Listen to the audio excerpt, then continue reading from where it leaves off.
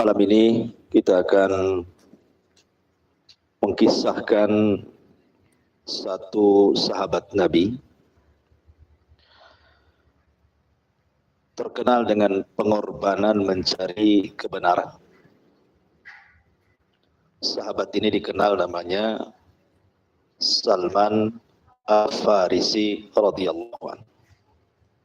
Dia bukan orang Arab, tetapi dia asalnya dari Persia. Makanya Al-Farisi artinya orang Persia.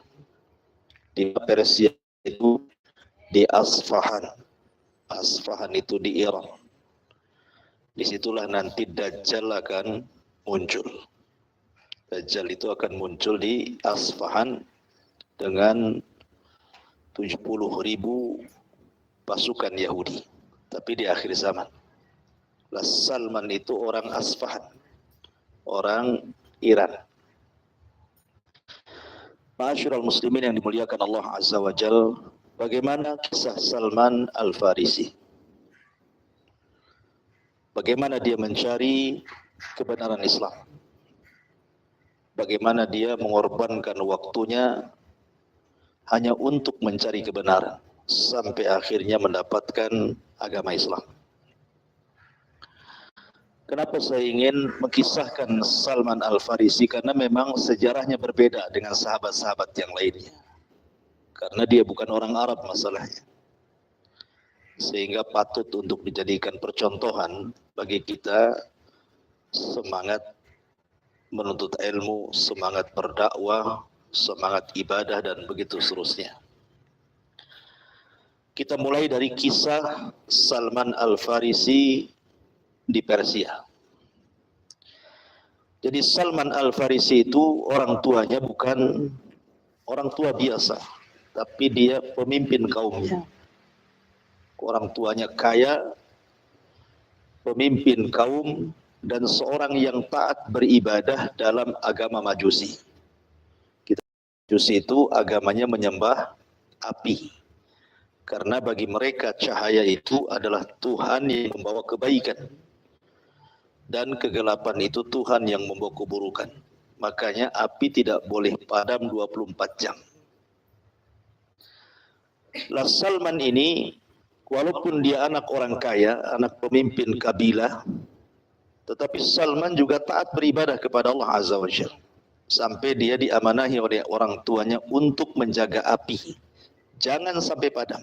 Kalau padam, Tuhannya padamlah kan itu. Jadi suatu ketika, karena ayahnya itu kan punya perkebunan yang sangat luas di Persia itu. Banyak pekerjanya. Sehingga suatu ketika ayahnya politik atau mungkin urusan yang lainnya. Sehingga dia tidak bisa mengawasi kebunnya. Akhirnya Salman ini perintahkan ayahnya untuk mengawasi kebun ayahnya. Berangkatlah Salman Al-Farisi menuju kebun ayahnya itu. Masalahnya belum sampai ke kebun, karena Salman ini jarang keluar. Ketika itu dia melewati satu kanisa, mungkin semacam gereja di zaman sekarang. Karena di zaman itu kan agama yang paling benar adalah agama Nasrani, karena Islam belum datang masalahnya. Jadi Salman ini melihat ada gereja, kok ada suara-suara dari gereja itu. Seperti orang yang sedang beribadah. Maka akhirnya Salman pun penasaran, diintiplah gereja itu. Ada apa isinya? Rupanya ada orang yang sedang beribadah, sedang belajar gitu. Dan melihat bagaimana khusyuknya mereka beribadah yang tidak ada pada agama Majusi. Apa faedah agama Majusi hanya menjaga api saja? Sehingga terpikir bahwa kok agamanya beda dengan agama. Langsung tertarik Salman ini. Sehingga akhirnya Salman memberanikan diri masuk ke dalam gereja itu, berjumpa dengan uskup di situ. Kemudian uskup ini orang jahat, saya tunjukkan gudang hartanya. Yang selama ini minta sedekah kepada kalian, harta kalian ada di gudang ini, katanya. Akhirnya kemudian dibukakan gudangnya, rupanya isinya perhiasan sedekah orang-orang kepada uskup tadi. Marahlah orang-orang, diikatnya kemudian jasad uskup ini di pohon, kemudian dilempari batu. Akhirnya kemudian digantikan dengan uskup yang baru. Dan uskup yang baru ini terbalik pula. Orangnya saleh, orangnya taat. Dan Salman suka karena nampak kelebihannya, nampak ilmunya penggantinya ini. Tapi sayang usianya tidak lama. Kemudian ketika hendak menjelang ajalnya, Salman mengatakan, wahai uskup, kemana lagi aku harus belajar? Kalau engkau meninggal, kata uskup begini, kalau untuk di Syam, kayaknya tidak ada uskup lagi yang benar katanya. Kalau aku meninggal, kau harus pindah, carilah uskup di Musil. Musil itu di daerah Irak. Di situ tempat Nabi Yunus diutus, Musil, Nainawa. Ya. Kau harus berangkat ke Musil sana. Di sana ada gereja, ada uskup terbaik. Akhirnya setelah meninggal uskup yang ada di Syam, Salman pun bergerak menuju Musil. Musil itu di Irak. Bayangkan dari Persia ke Syam, sekarang bertolak ke Musil, ke Irak. Ya. Kemudian sesampainya di Irak, di Musil ini, maka dia berhasil menemui uskup yang dimaksud tadi, maka dia pun belajar kepada uskup itu. Lagi-lagi uskup itu sudah sepuh, tidak lama berselang akhirnya sakit dan menjadikan uskup itu meninggal. Namun sebelum meninggal, uskup ini berwasiat kepada Salman. Wahai Salman, kalau engkau ingin belajar lagi, temui temanku uskup tetapi tidak ada di Irak. Dia ada di daerah Nasibi. Nasibi itu daerah Turki. Akhirnya dia berangkat dari Irak ke Turki. Bayangkan, kan? Berapa negara dia lewati itu. Ya. Sampailah dia di Turki. Kemudian dia cari tempat namanya Nasibi. Sudah dapat Nasibi, dia cari gereja, dapat uskup yang dimaksud, belajarlah Salman kepada uskup yang ada di Nabi tadi.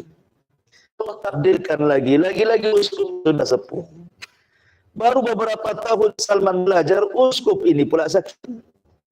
Kemudian sakitnya mau mengantarkan kepada kematiannya. Akhirnya Salman mengatakan, harus kemana lagi? Saya sudah dari Persia, kemudian ke Syam, kemudian ke Irak, sekarang ke Turki, gitu ya. Mau kemana lagi saya ini?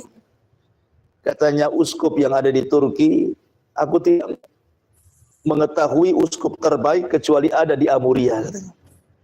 Akhirnya dia berangkat ke Amuria. Amuria ini, kalau kita mengupas sejarah, di zaman Imam Ahmad ibn Hanbal, ketika khalifah dikuasai oleh Mu'tasim,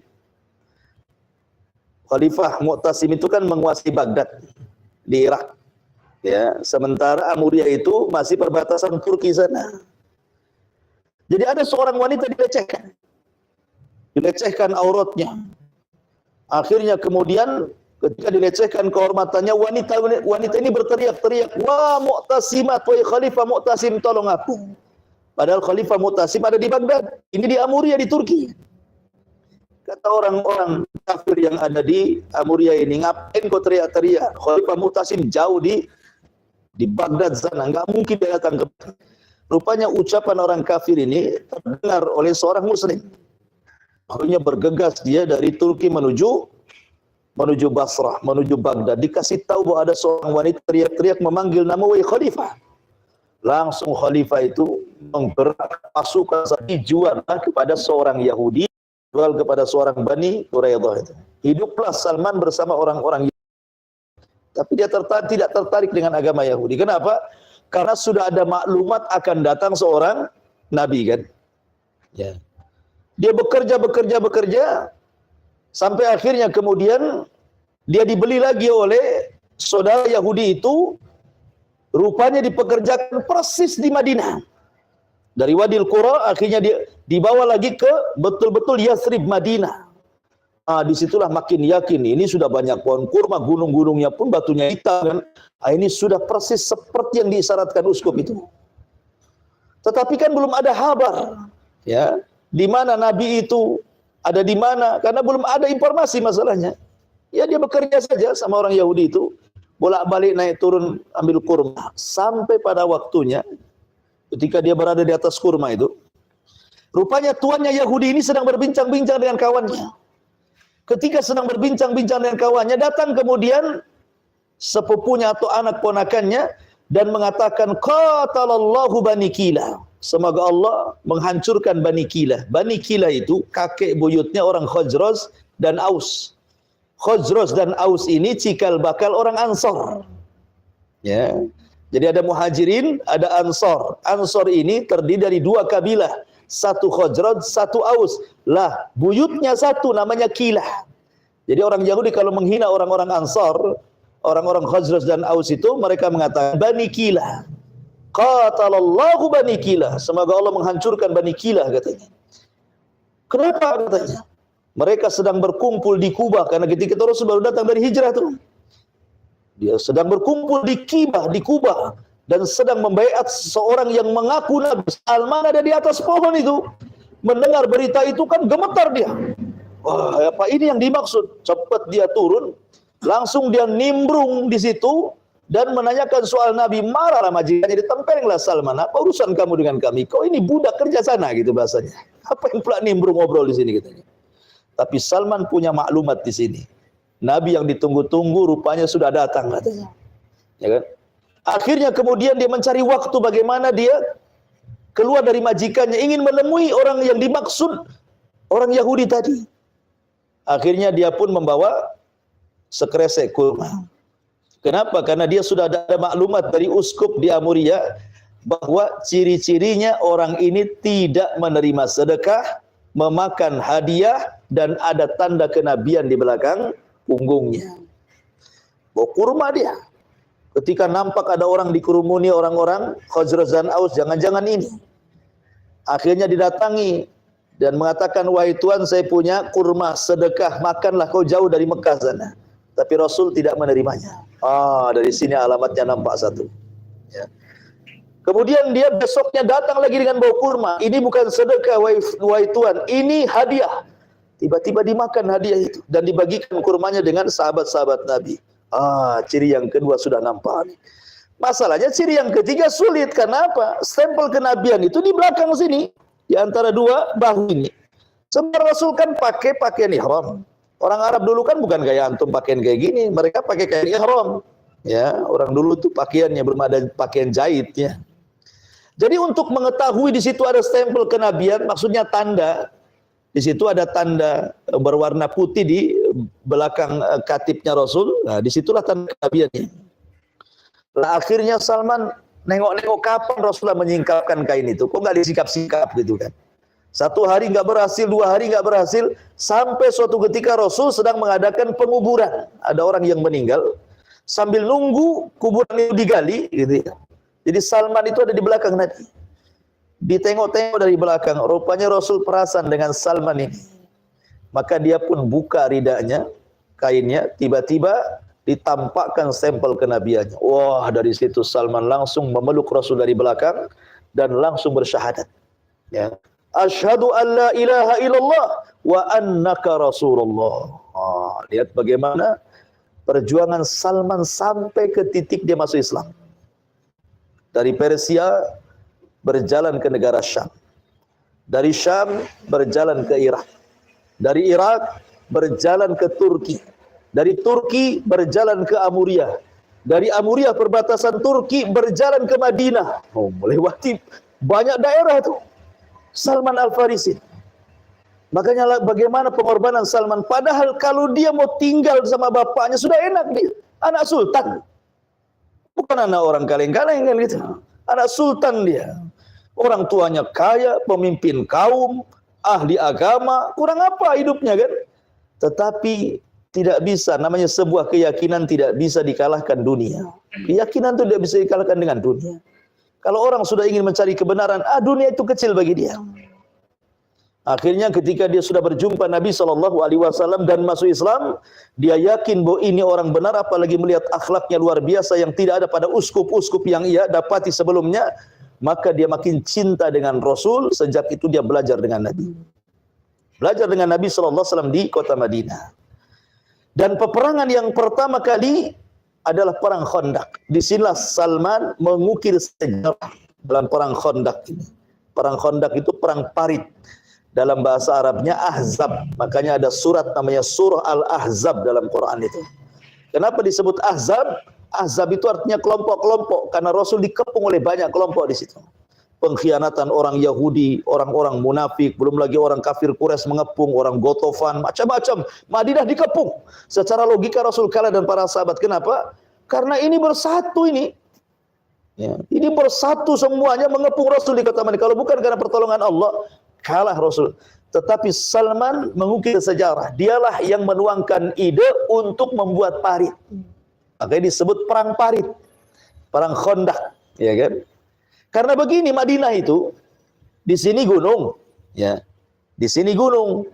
Ya. Kemudian di tengah-tengahnya Madinah ini, belakangnya kebun kurma, nggak ada batasnya, sehingga memungkinkan orang itu jalan dari depan saja. Kalau orang mau nyerang Madinah hanya bisa dari depan, karena dari samping gunung. Dari samping kiri gunung juga, dari belakang hutan belantara, hutan kurma. Sehingga sudah tahu jalurnya mereka untuk menyerang Madinah kan. Makanya Salman Al-Farisi mengatakan kepada Rasul-Rasul, kami orang-orang Persia, kalau strategis perang seperti ini, kita harus gali parit. Ya, rupanya ide cemerlang Salman ini diterima oleh Rasul dan banyak para sahabat. Dibuatlah parit besar. Ya, supaya apa? Supaya musuh tidak mudah masuk, terutama pasukan berkuda. Akhirnya dibuatlah parit besar-besar. Kemudian setiap ada musuh lewat parit, tinggal mana, tinggal nombak dan begitu seterusnya. Sampai Nabi SAW pernah menjaga parit sehingga beliau ketinggalan sholat asar. Dan baru sholat asar di sholat maghrib. Maka Rasul marah kepada orang-orang musyrik dan mengatakan semoga Allah memerangi orang musyrik yang telah mengakhirkan sholat wusta. Maksudnya sholat asar. Ya kan? Nah, akhirnya Allah menangkan karena ketika itu Allah kirim malaikat, mengirim angin yang luar biasa. Angin ini bukan angin biasa. Angin ini bisa menerbangkan tenda-tenda pasukan musuh. Periuk-periuk, panci-panci, kuda-kuda lari semuanya. Lah kalau orang dalam posisi mengepung, tenda sudah tidak ada, kemudian periuk-periuknya pada terbang, kudanya pun pada lari, mau ngapain kan gitu? Pulanglah kan gitu. Kalau mereka tetap bertahan bisa mati. Kelaparan di situ. Jadi hanya kemudian pertolongan angin saja Allah menangkan perang Ahzab ini. Sehingga ketika tersisa pasukan, maka Rasul menggempur pasukan yang tersisa itu, akhirnya Allah menangkan dalam perang Ahzab. Idenya siapa? Salman Al-Farisi. Ya. Dan Salman Al-Farisi juga dipersaudarakan oleh Nabi SAW dengan seorang sahabat namanya Abu Darda. Karena misi Rasul itu hijrah dari Mekah ke Madinah itu kan untuk mempersatukan Ansor dan Muhajirin. Dan Salman dikategorikan Muhajirin karena dia bukan orang Madinah asli, dia kan orang Persia, datang sebagai Muhajirin, hijrah dari sana ke Madinah.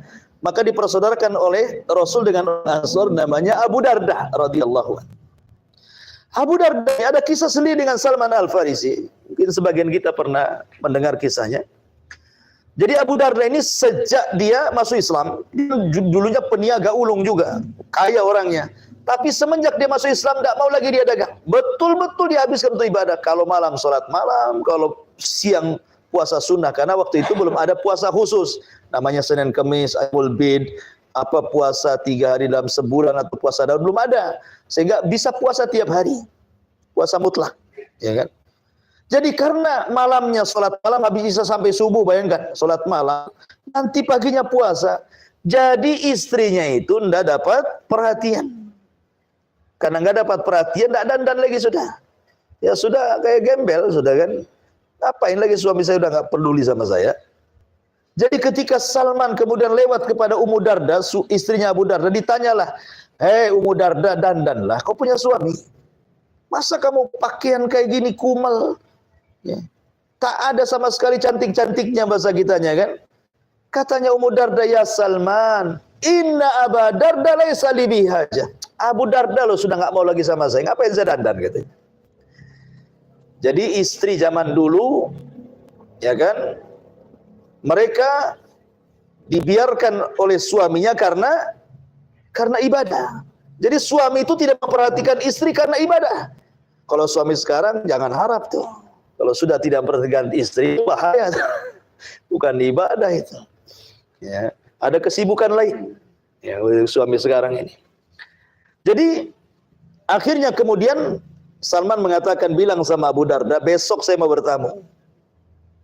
Akhirnya kemudian Ummu Darda ngomong kepada suamiku, saudaramu Salman akan datang. Wah, senang dia. Kenapa? Karena ikatan iman. Ya, kalau saudaranya datang senang. Kalau kita kan saudara dari kampung datang senangnya sehari, nggak senangnya sebulan. Kapan dia balik ngabisin nasi aja di sini. Gitu ya.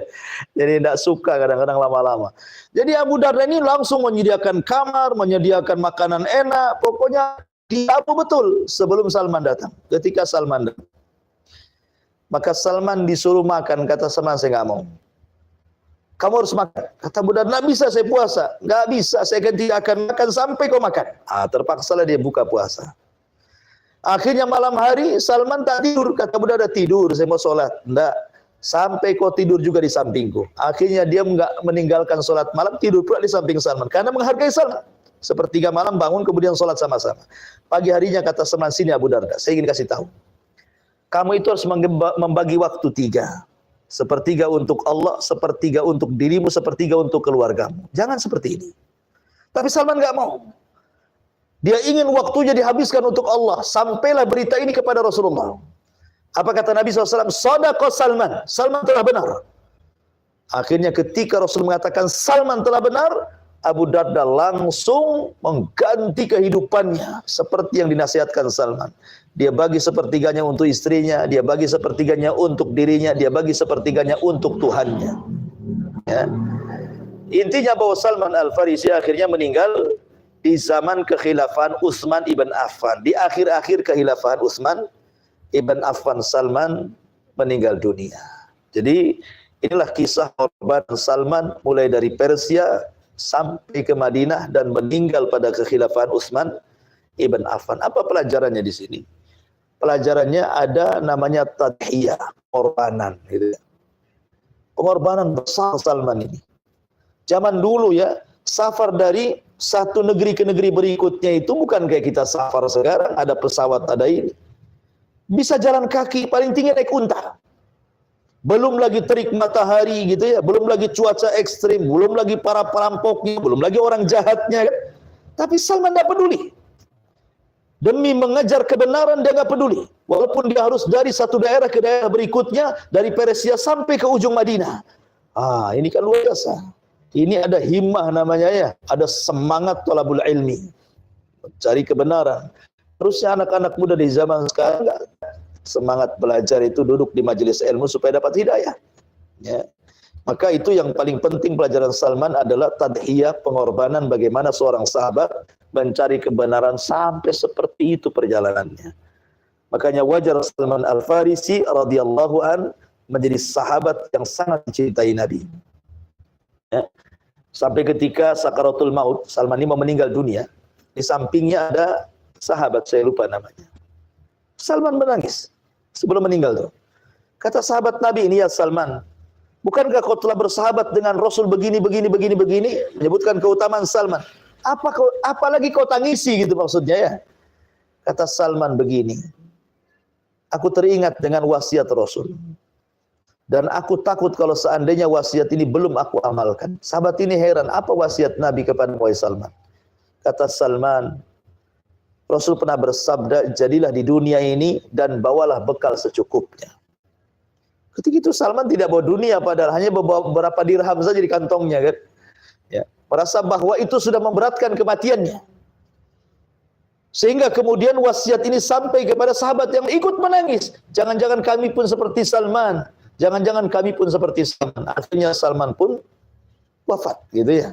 Dalam kondisi dia melaksanakan wasiat Nabi SAW. Ketakutan kepada membawa dunia luar biasa. Ya, karena Salman itu kalau ingin jadi orang kaya, tidak perlu dia hijrah ke sana kemari. Cukup dia tinggal di kampungnya. Tapi karena kebenaranlah yang menjadikan gerak langkah Salman sampai dari satu negeri ke negeri berikutnya sampai mendapatkan hidayah di kota Madinah. Kita masih mengisahkan Siratul Mustafa alaihi salatu wassalam, sirah manusia terbaik di alam semesta ini, Nabi kita Nabi besar Muhammad sallallahu alaihi wasallam, dan masih bicara tentang periode kota Madinah. Dan malam ini kita akan mengkisahkan tentang kisah satu ulama Yahudi yang masuk Islam. Siapa dia? Abdullah ibnu Salam radhiyallahu anhu. Nabi SAW pernah mengatakan, "Lau amana bi ashratun minal yahudi la amana bi al yahud." Kalaulah beriman 10 pimpinan Yahudi kepadaku, niscaya seluruh Yahudi pasti beriman. Dalam riwayat, ini riwayat Bukhari. Dalam riwayat Muslim, "Lau taba'ani ashratun minal yahudi lam yabqa ala dhahriha yahudiyun illa aslam." Kalaulah 10 orang ini dari kalangan Yahudi mengikutiku, maka tidak ada yang tersisa di kota Madinah kecuali pasti semua Yahudi beriman kepadaku ataupun masuk Islam. Kenapa Nabi SAW mengatakan seperti itu? Dan siapa 10 orang Yahudi? Kita tahu bahwa di kota Madinah ini yang dulunya disebut Yathrib, tersebar kabilah-kabilah Yahudi sebanyak 10 kabilah. Dan yang paling besar adalah 3 kabilah yang berada di dalam kota Madinah, yang tergabung dalam piagam Madinah. Di sana ada Bani Qunaiqah yang paling besar, kemudian di bawahnya Bani Quraidah, dan di bawahnya Bani Nadir. Kalau seandainya 10 kabilah Yahudi ini pemimpinnya semua masuk Islam, niscaya tidak ada di kota Madinah, Yathrib dan sekitarnya kecuali Yahudi pasti beriman. Tapi sayang, rupanya tidak banyak orang Yahudi yang masuk Islam di zaman itu. Padahal secara keimanan, ikhwan, orang Yahudi beriman kepada adanya Nabi atau kedatangan Nabi itu jauh lebih besar dibandingkan orang-orang musyrik yang ada di kota Mekah, atau bahkan dibandingkan keluarga Nabi sendiri. Karena orang-orang musyrik Mekah atau keluarga Nabi yang musyrik, mereka tidak ada maklumat tentang munculnya seorang Nabi. Lain dengan orang-orang Yahudi, mereka ada maklumat bahwa akan muncul seorang Nabi. Sampai-sampai Al-Quran membahasakan ya'rifunahu kama ya'rifuna abna'ahu. Mereka orang-orang Yahudi itu mengenal akan kelahiran sosok Nabi di akhir zaman itu, jauh lebih mengenal sifat-sifatnya dibandingkan anak-anak mereka sendiri. Karena setiap hari dibaca dan setiap hari dihafal. Ma'asyiral muslimin yang dimuliakan Allah Subhanahu wa taala. Jadi harusnya sebenarnya bekal keimanan Yahudi tentang akan munculnya Nabi akhiruz zaman dengan sifat-sifat yang jelas ada dalam kitab mereka, harusnya mereka orang yang pertama beriman kepada Rasul dibandingkan orang-orang Khazraj dan Aus yang notabene orang musyrik, tidak punya maklumat soal kenabian. Tapi Allah Subhanahu wa taala memberikan hidayah kepada yang dikehendakinya, bukan hidayah itu diberikan kepada orang sekehendaknya. Hidayah itu milik Allah. Orang yang punya maklumat justru paling keras permusuhannya, orang yang tidak punya maklumat justru pula yang paling taat kepada Rasulullah. Subhanallah. Ma'asyiral muslimin yang dimuliakan Allah Subhanahu wa taala, di dalam Al-Quranul Karim Allah Subhanahu wa ta'ala berfirman bagaimana permusuhan Yahudi itu luar biasa keras kepada orang-orang yang beriman. Latajidanna asyaddan nasi adawatan lilladzina amanul yahuda walladzina asyraku walatajidanna aqrabahum mawaddatan lilladzina amanu alladzina qalu inna nasara dzalika bi anna minhum qissisina wa ruhbanan wa annahum la yastakbirun. Sungguh engkau akan dapati manusia yang paling keras permusuhannya terhadap orang-orang yang beriman, yang pertama orang-orang Yahudi dulu, baru setelah itu kata Allah, dan orang-orang yang menyekutukan Allah ataupun disebut dengan musyrikun. Lihat tartib ayat ini. Kita tahu bahwa periode Mekah permusuhan orang-orang musyrik kan luar biasa kepada Nabi sallallahu alaihi wasallam. Tetapi setelah Nabi sallallahu alaihi wasallam hijrah dari Mekah ke Madinah, dihadapkan dengan musuh barunya orang-orang Yahudi, rupanya orang Yahudi jauh lebih keras permusuhannya dibandingkan orang-orang musyrik. Karena Allah mengatakan, sungguh engkau akan dapati manusia yang paling keras permusuhannya terhadap orang-orang yang beriman, pertama Yahudi, baru orang-orang musyrik.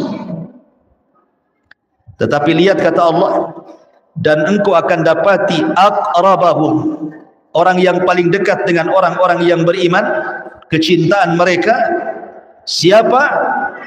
Orang-orang yang mengatakan kami adalah Nasrani. Karena di antara mereka adalah kissisin, banyak para rahib-rahib yang punya pengetahuan tentang kemunculan Nabi dan mereka tidak sombong. Jadi yang menghalangi hidayahnya orang Yahudi itu sombong. Lain dengan orang-orang Nasrani. Makanya di zaman Rasul, orang Nasrani banyak berbondong-bondong masuk Islam. Ma'ruf kisah tentang Nasrani Najran. Satu Nasrani Najran Yaman, semua beriman. Ribuan. Tapi orang Yahudi bisa dihitung dengan jari. Orang-orang yang masuk Islam sampai wafatnya Nabi. Tentu banyak faktornya.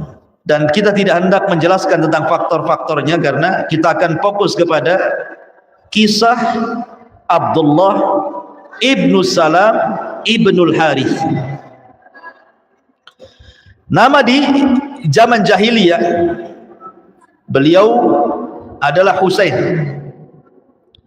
Tapi setelah beliau masuk Islam, maka Nabi SAW mengganti namanya dari Husain menjadi Abdullah. Dan begitulah ikhwan, kalau orang sudah tahu, sudah hijrah gitu ya, nama kita ini kurang bagus, tidak ada artinya. Apalagi namanya nama-nama yang mengerikan. Siapa namanya? Hamiyah, api yang menyala. Siapa namanya? Jahannam. Umpamanya kan ada nama-nama yang mengerikan. Sebaiknya diganti atau dikunyah. Abu Abdullah, Abu Muhammad, ya, dan begitu seterusnya. Abu Humairah. Dan artinya bahwa diganti. Makanya Nabi SAW itu banyak mengganti nama-nama para sahabat. Apalagi nama-nama itu terkandung kesyirikan, seperti Abu Hurairah. Nama di zaman jahiliyah siapa? Abdus Syamsi, hamba matahari. Oleh Nabi SAW diganti, janganlah Abdus Syamsi, engkau adalah Abdurrahman, engkau adalah hamba Ar-Rahman. Lalu kenapa tidak dikenal nama Abdurrahman, malah yang dikenal Abu Hurairah? Karena dia suka kucing kecil. Hurairatun, itu ikut wazan fu'ailun. Itu namanya dalam bahasa Arab disebut ismut tasghir, isim yang mengecilkan. Berarti Hurairah itu anak kucing. Kalau kucing garong itu hirratun namanya. Kalau anak kucing namanya Hurairatun. Ma'asyiral muslimin yang dimuliakan Allah Subhanahu wa taala. Adapun kunyah beliau adalah Abu Yusuf. Kenapa? Dari dzurriyyah Nabi Yusuf alaihi salatu wassalam, dari Bani Israil. Imam Zahabi rahimahullahu taala ketika menyebutkan biografi beliau dalam kitabnya Syiar A'lamin Nubala, beliau mengatakan ketika menjelaskan siapa Abdullah ibn Salam itu, al-imamu al-habru al-mashhudu lahu bil jannati haliful ansar min khawasi ashabin Nabi sallallahu alaihi wasallam. Dia adalah seorang imam. Dia adalah seorang ulama Yahudi dan dia disaksikan dengan surga. Dan dia adalah pembesarnya Ansar dan termasuk orang dekatnya Nabi sallallahu alaihi wasallam. Ketika Nabi sallallahu alaihi wasallam hijrah dari Mekah ke Madinah, baru saja sampai di kota Madinah, orang-orang Khazraj dan Aus itu kan sudah banyak bercerita akan kedatangan Nabi, dan itu sampai di telinga orang-orang Yahudi. Banyak penasaran orang Yahudi itu, apakah betul dia Nabi ataukah bukan? Apa hanya ngaku-ngaku Nabi padahal bukan?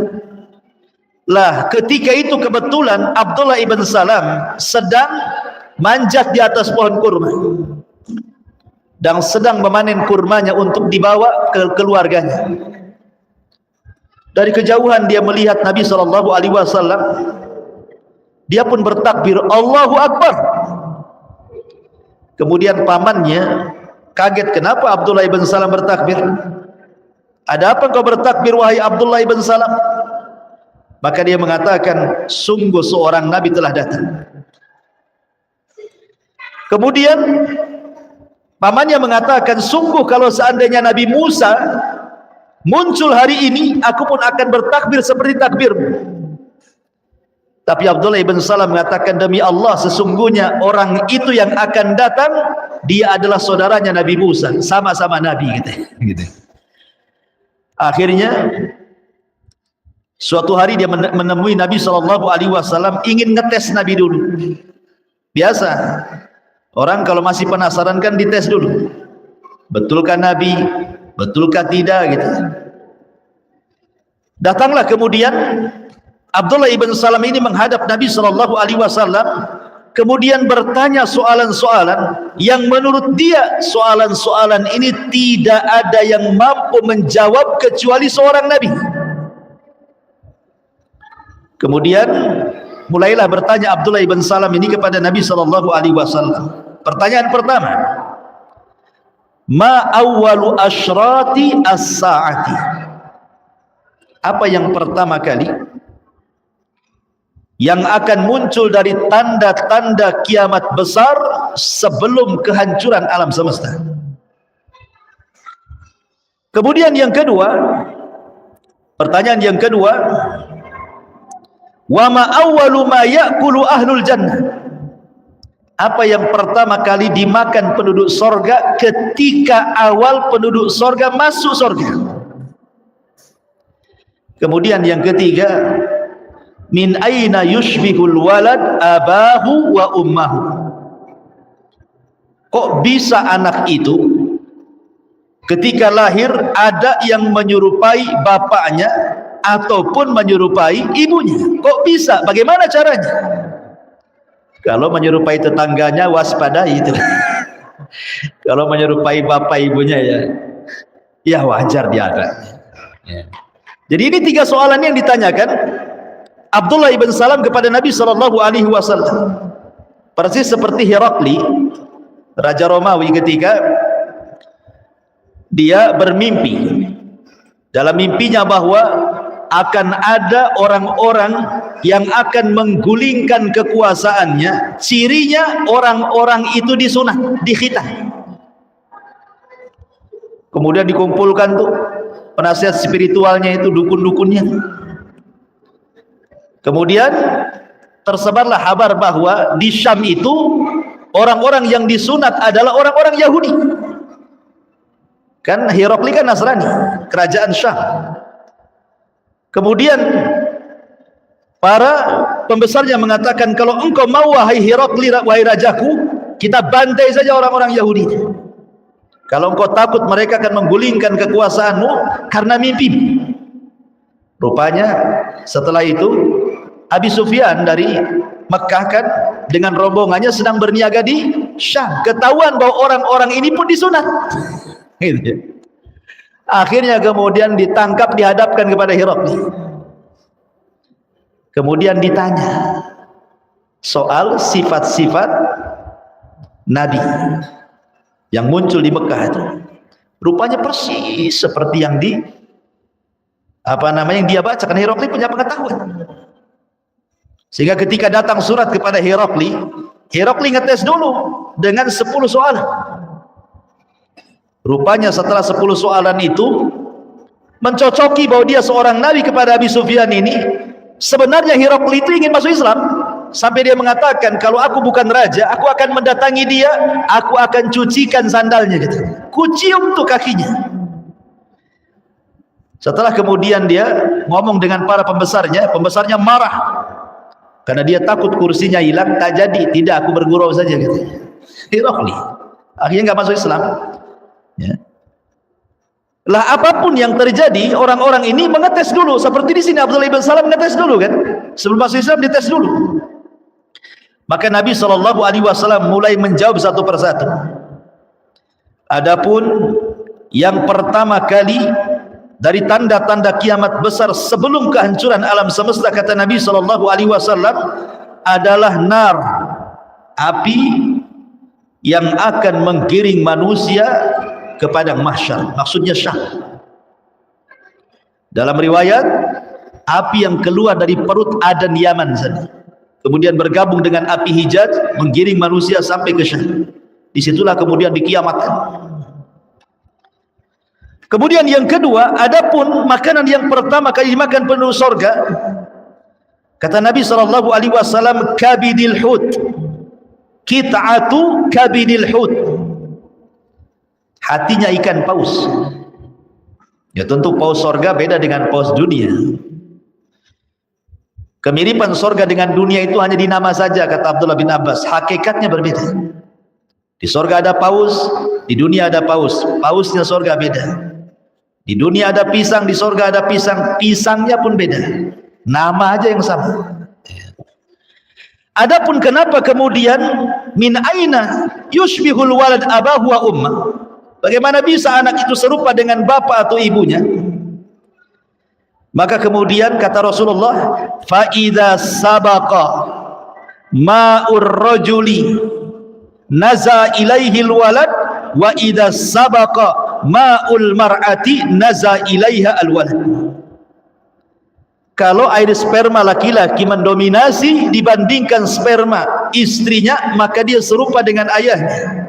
Tapi kalau yang mendominasi sperma ibunya dibandingkan suaminya, maka akan mirip ibunya. Kemudian kata Abdullah bin Salam, sadaqta, oh benar. Siapa yang menghabarimu tentang jawaban-jawaban ini? Maka Nabi SAW mengatakan Jibril. Ketika Nabi SAW mengatakan Jibril, maka Abdullah bin Salam mengatakan, dzaka aduwul yahudi minal malaika. Itulah malaikat yang paling dimusuhi Yahudi, katanya. Itulah malaikat yang paling dimusuhi orang Yahudi, katanya. Ya, Yahudi musuhnya malaikat. Jibril lagi pimpinannya malaikat dimusuhi Jibril. Ma'asyiral muslimin yang dimuliakan Allah Azza wa Jalla, lah sejak itulah kemudian Abdullah ibn Salam mengatakan, asyhadu annaka Rasulullah. Kalau begitu saya bersaksi engkau adalah utusan Allah. Asyhadu an la ilaha illallah wa asyhadu annaka Rasulullah. Masih Islam dia. Kemudian dia mengatakan, ya Rasulullah, innal yahud qaumun buhat. Orang Yahudi itu kaum yang sangat licik, kaum yang sangat pendengki. Wa innahum iya'lamu bi islami bahatuni. Kalau orang-orang Yahudi itu tahu tentang keislamanku, pasti mereka akan membenci diriku. Kemudian fa arsil ilaihim fasalhum anni. Tapi kalau engkau ingin mencobanya, enggak apa-apa. Tapi sebelum itu kau tanya dulu kedudukanku di hadapan mereka. Akhirnya kemudian Nabi SAW mendatangi orang-orang Yahudi dan bertanya kepada mereka, ayyu rajulin ibnu salamu fikum? Bagaimana pendapat kalian tentang ibnu Salam, Abdullah ibn Salam itu? Apa kata orang-orang Yahudi? Habruna wabnu habrina wa alimuna wa ibnu alimina wa khairuna wa ibnu khairina. Dia adalah ulama kami, anak dari ulama kami. Dia orang yang paling cerdas di antara kami, anak orang yang paling cerdas di antara kami. Dia orang yang baik di antara kami, anak orang terbaik di antara kami. Wah, dipuji habis. Ya, karena Abdullah ibn Salam itu ulamanya mereka. Kalau ada apa-apa mereka datang kepada Abdullah bin Salam bertanya. Jadi dipuji habis. Kata Nabi SAW mengatakan, ara'aitum in aslam. Bagaimana kalau seandainya dia masuk Islam?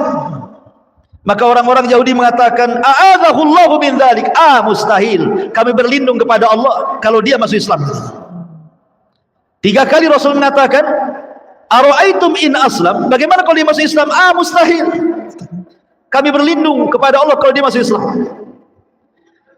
Fa kharaja Abdullah ibn Salam. Tiba-tiba Abdullah ibn Salam keluar dari persembunyiannya. Kemudian mengatakan, asyhadu an la ilaha illallah wa asyhadu anna Muhammadar Rasulullah.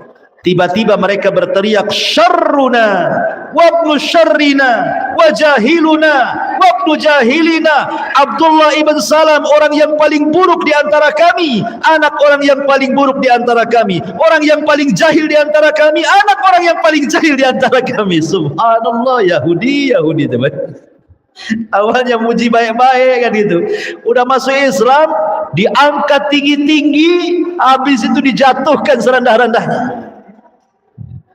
Ma'asyiral muslimin yang dimuliakan Allah Azza wa Jalla, dari keislaman Abdullah ibn Salam ini turun surah Al-Ahqaf ayat 10. Qul ara'aitum in kana min indillah wa kafartum bihi wa syahida syahidun min bani Israila ala mislihi fa amana wastakbartum innallaha la yahdil qaumaz zalimin.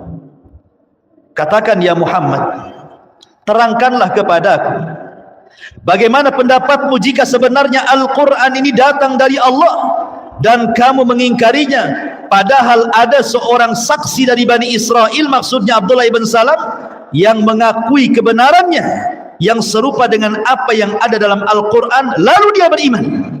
Turun ayat ini kepada Abdullah bin Salam.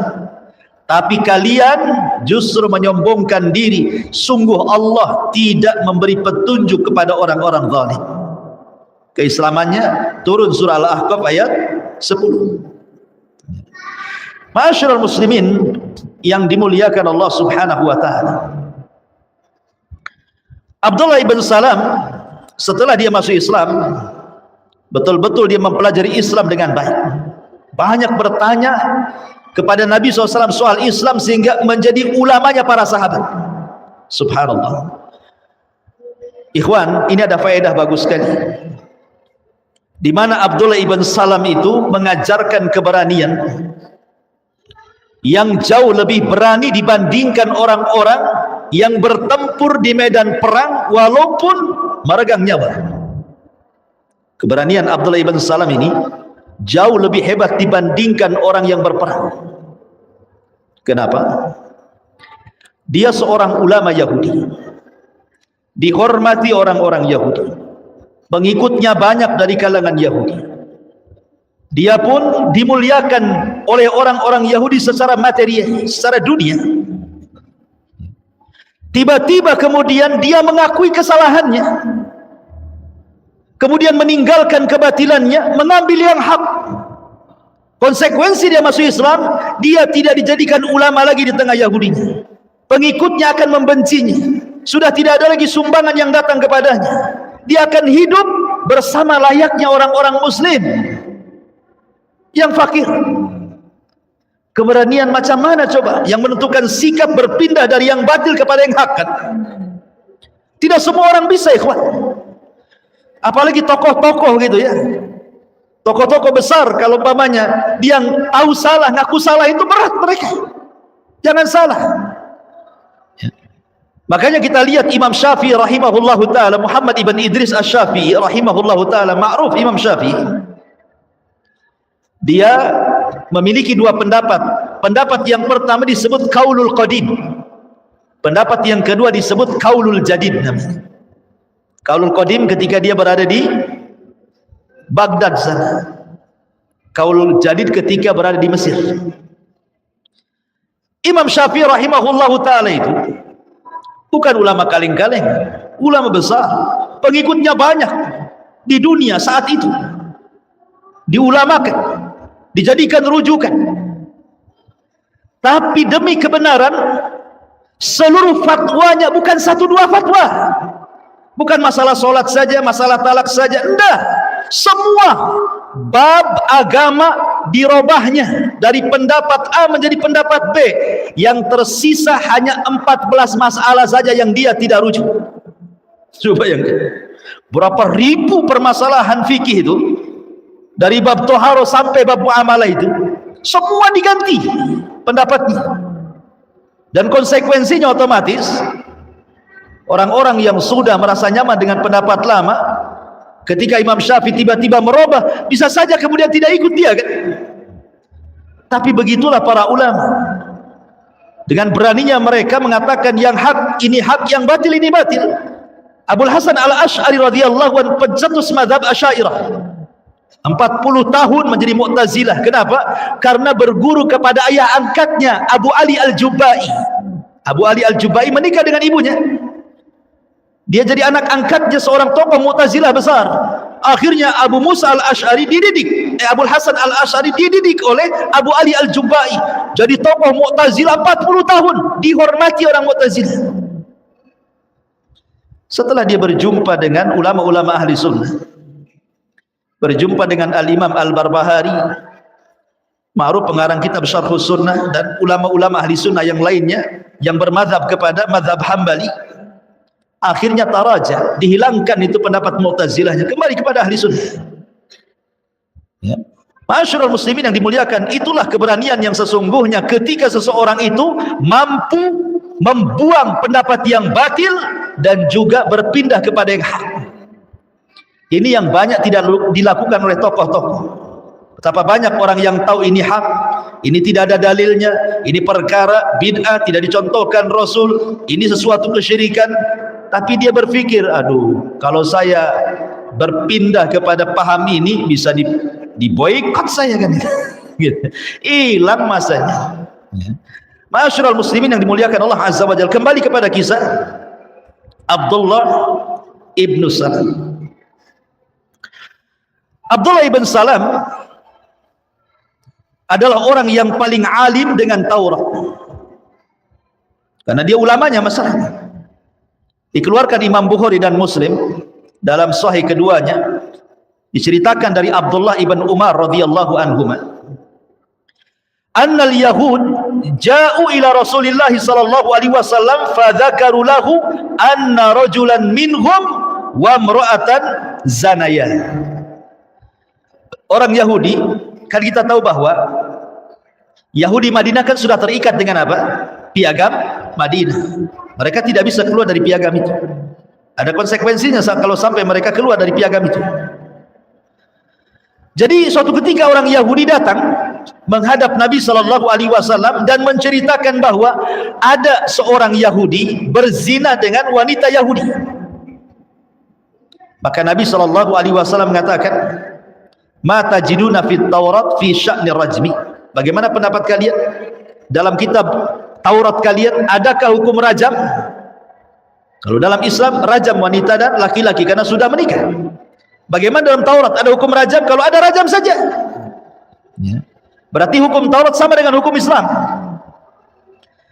Waqalu, dia mengatakan, kalau dalam Taurat kami nufadzihuhum wa yujladun, tidak ada ayat rajam dalam Taurat kami, yang ada kami permalukan dia, habis itu kami cambuk dia.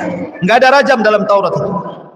Datang Abdullah ibn Salam, ya, dan mengatakan, kadzabtum, dusta kamu. Dia ulamanya Yahudi, mau bohongi Nabi pula, ya. Kata Abdullah ibn Salam kepada orang Yahudi ini, kadzabtum, dusta kamu. Inna fiha rajm, dalam Taurat ada ayat rajam. Fa'tu bit Taurat, datangkan Taurat. Kemudian didatangkan Taurat. Saya contohkan ya, didatangkan Taurat.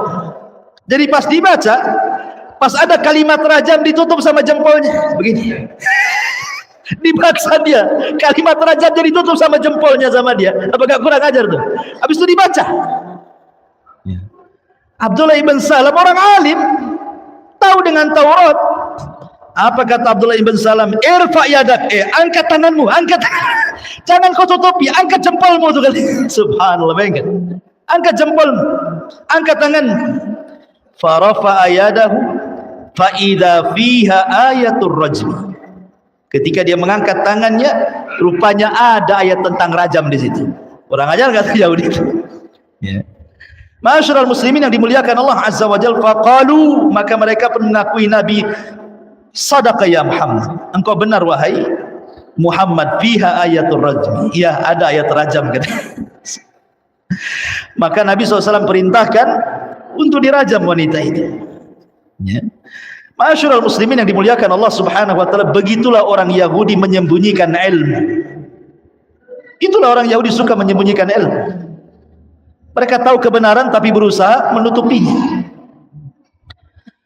Ma'asyiral muslimin yang dimuliakan, adapun wara' dan zuhudnya serta karam dan tawadhu'nya juga luar biasa. Dikisahkan oleh oleh Muhammad ibn Al-Qasim rahimahullahu ta'ala.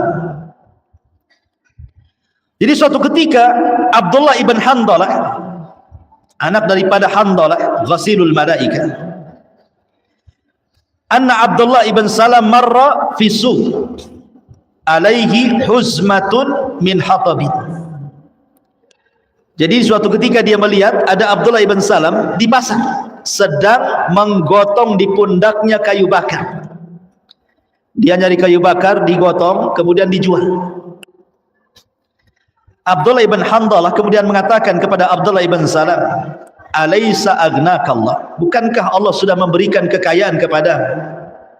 Kenapa kau mesti harus cari-cari kayu bakar dari hutan, kau jual pula di sawah kayak orang miskin saja katanya. Kayak orang miskin saja.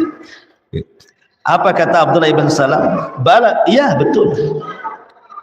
Walakin akan tetapi aradtu an aqma al-kibra.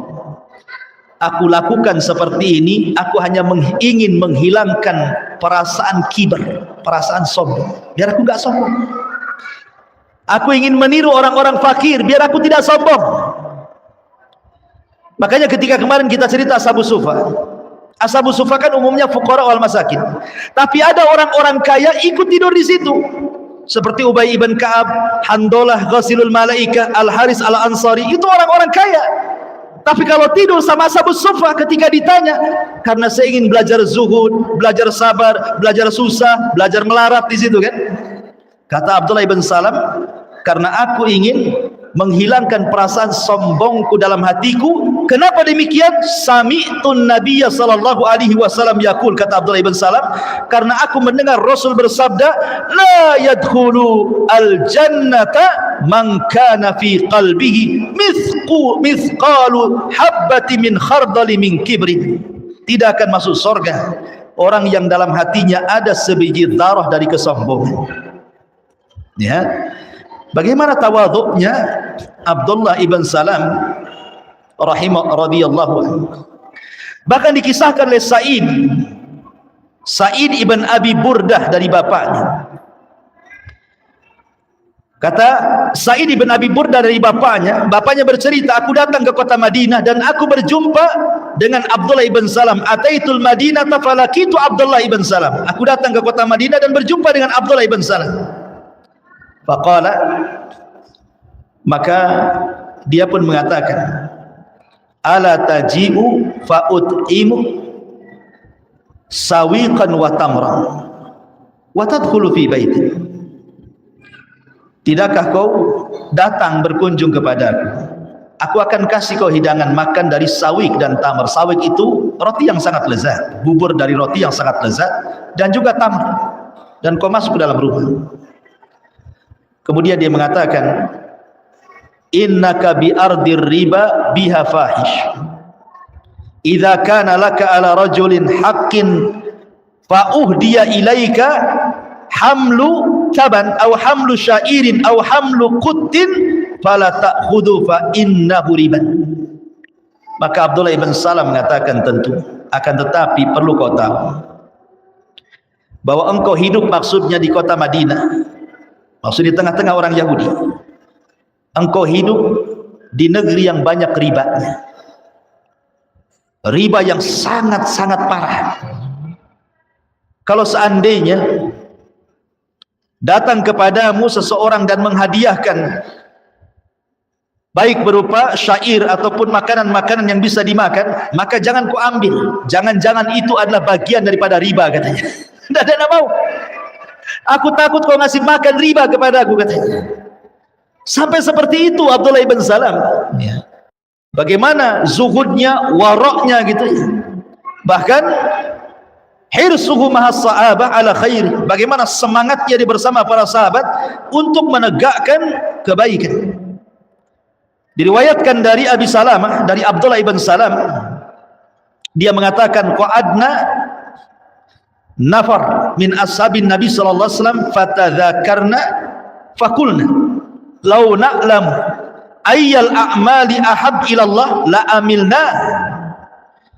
Kata Abi Salamah dari Abdullah ibn Salam, dia mengatakan kami duduk bersama beberapa kelompok dari sahabat Nabi sallallahu alaihi wasallam, maka kami pun saling mengingatkan. Dan kami pun mengatakan kalau seandainya kami tahu ada amalan-amalan yang dicintai Allah, pasti kami akan mengamalkannya. Fa anzalallah, maka Allah Subhanahu wa taala turunkan ayat sabbaha lillah ma fis samawati wa ma fil ard wa huwal azizul hakim ya ayyuhalladzina amanu lima taquluna ma la taf'alun. Maka Allah Subhanahu wa taala turunkan ayat Maha suci bagi Allah, apa-apa yang ada di langit dan apa-apa yang ada di bumi, dialah Al-Aziz, maha perkasa lagi maha bijaksana. Wahai orang-orang yang beriman, kenapa kalian mengatakan apa yang kalian tidak kerjakan? Ketika dia mendengar ayat ini, makanya dia mengatakan apapun amalan yang dihabarkan Rasul kepada kami, maka kami berusaha untuk mengamalkannya, karena khawatir akan masuk pada lima taquluna ma la taf'alun. Begitulah kondisi Abdullah ibn Salam radhiyallahu anhu. Ma'asyiral muslimin yang dimuliakan Allah Subhanahu wa taala, adapun keistimewaannya, keutamaannya disebutkan oleh Ibnu Wahbin. Dia mengatakan, berkata Imam Malik, yakni qa'imatan bil haqq yuridu qawlan wa fi'lan faya'udul kalam ila ayatil mutaqaddimah wal takum minkum ummatan yad'una ilal khair. Maka hendaklah kalian menjadi umat yang menyeru kepada kebaikan. Kata para ulama tafsir bahwa ayat ini turun juga kepada Abdullah ibn Salam.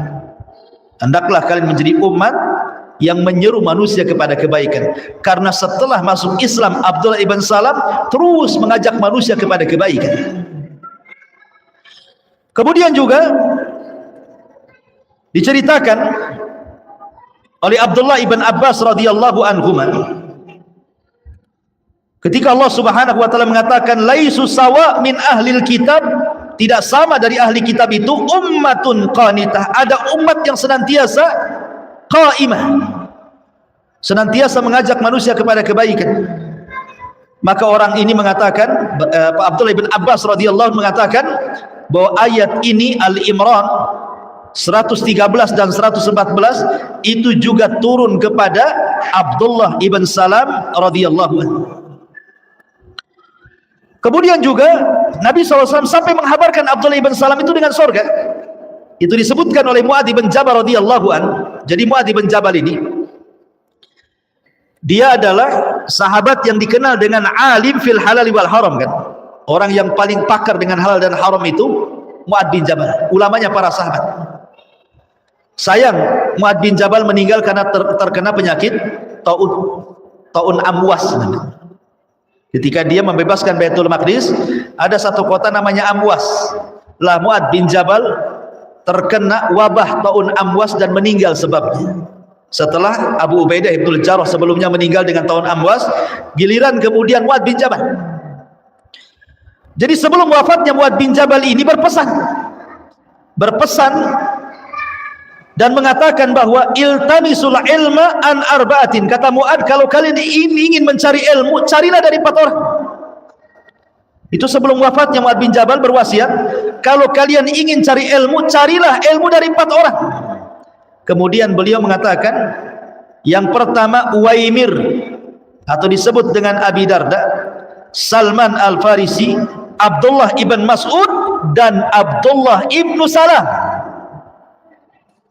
Kenapa demikian? Karena aku mendengar Nabi SAW mengatakan, innahu ashiru ashratin fil jannah. Karena dia orang ashiru ashra, artinya orang ke-10 yang dijanjikan oleh Nabi SAW dengan surga. Jadi Mu'ad bin Jabal sangat mengagumi Abdullah ibn Salam, sebab Rasul pun menghabar gembirakan kepada Abdullah ibn Salam dengan surga. Mana lagi manusia yang paling bahagia, ikhwan, yang disebut namanya dan dipastikan masuk surga.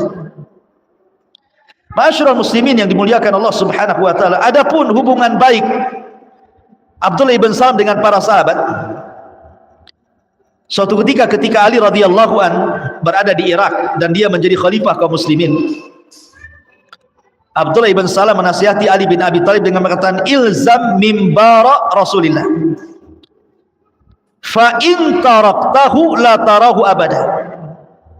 Wahai Ali, kata Abdullah ibn Salam, menetaplah di mimbar Nabi. Kalau engkau tinggalkan, maka selamanya kau tidak akan melihat mimbar lagi. Ya. Maksudnya mimbar Nabi SAW. Maka Ali memuji beliau dan mengatakan, innahu rajulun salihun minna. Abdullah ibn Salam adalah orang saleh yang ada hidup di sekitar kami, gitu. Dipuji oleh Ali radhiyallahu anhu. Kemudian juga dikatakan oleh Mughirah ibn Abdurrahman, laqiya Salman Al-Farisi Abdullah ibn Salam. Suatu ketika Salman Al-Farisi berjumpa dengan Abdullah ibn Salam dan dia mengatakan, kalau seandainya engkau mati sebelumku, imitta qabli, kalau kau mati sebelumku, fa akhbirni ma talqa, habarkan kepadaku apa yang kau jumpai. Tetapi kalau seandainya aku mati sebelummu, aku akan habarkan apa yang kau jumpai. Rupanya Salman lebih dahulu mati dibandingkan Abdullah ibn Salam. Ingat, Abdullah ibn Salam ini usianya panjang kan, sampai dia meninggal di kekhilafahan Muawiyah bin Abi Sufyan. Ya, jadi lumayan usianya panjang Abdullah ibn Salam ini.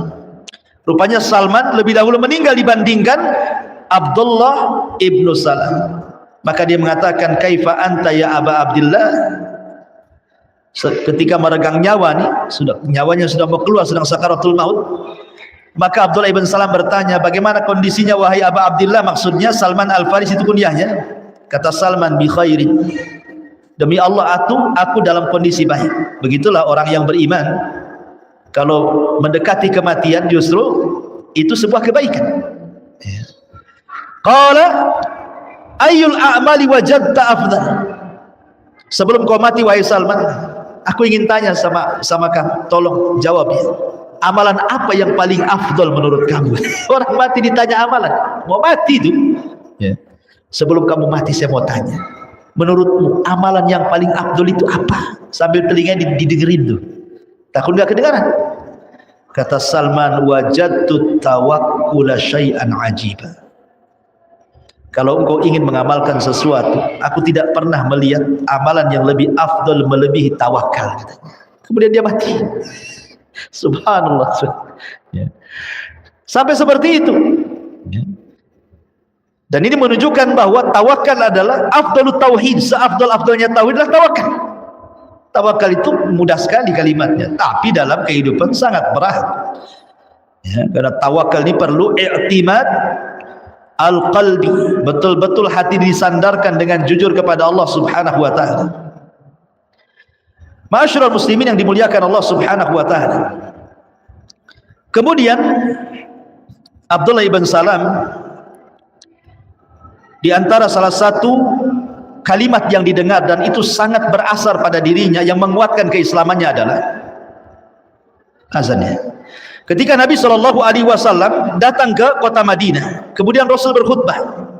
Pertama kali khutbah Rasul ketika sampai di kota Madinah, apa khutbahnya Rasul? Ya ayyuhan nas, afsus salama bainakum wa at'imut ta'ama wasilul arhama wa sallu bil laili wan nasu niyam tadkhulul jannata bisalam. Ini khutbah pertama Rasul ketika sampai di kota Madinah. Wahai manusia, sebarkan salam, berilah makan orang-orang yang membutuhkan makanan, sambungkan silaturahim, dan salatlah di tengah malam saat manusia sedang tertidur, maka kalian akan masuk surga dengan selamat. Kemudian Abdullah ibn Salam dia mengatakan, pada nautu minhu, aku pun mendekat dia, wasyahadtu, dan aku pun wasyahidtu, dan aku menyaksikan alla ilaha illallah wa anna muhammadar rasulullah. Dia pun bersyahadat di hadapan Rasul. Kemudian Rasul iltafat, menengok, mas, muka siapa kamu? Dia mengatakan Al-Husain ibnu Salam. Maka Rasul mengatakan, bal anta Abdullah ibnu Salam. Kau bukan Husain ibnu Salam, tapi engkau adalah Abdullah ibnu Salam.